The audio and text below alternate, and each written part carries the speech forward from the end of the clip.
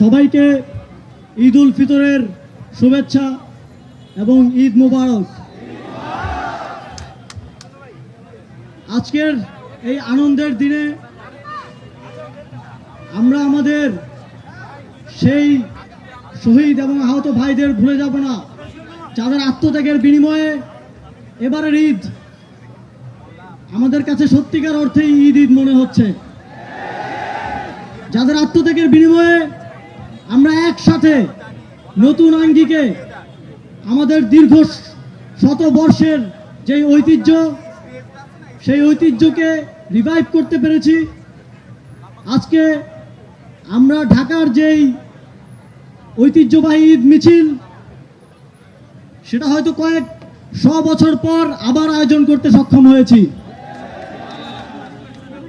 আগামী দিনে প্রতি বছর আমরা এভাবেই একসাথে নগরবাসী এক হয়ে ঈদ উদযাপন করব। আমাদের ঈদের উৎসবও এখন থেকে আনন্দময় হবে। ঘরে বসে টিভি দেখে আর দিন কাটবে না, সবাই একসাথে ঈদ মিছিল করব, ঈদের মেলা উপভোগ করব, সবাই একে অপরের সাথে সুখ দুঃখ সব ভাগ বাটোয়ারা করে নেব।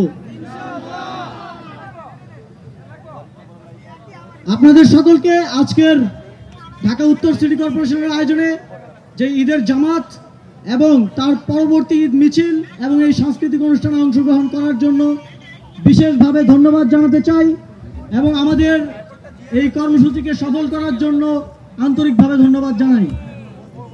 আমাদের 2 দিন ব্যাপী ঈদ মেলা চীন মৈত্রী সম্মেলন কেন্দ্রের প্রাঙ্গণে অনুষ্ঠিত হচ্ছে।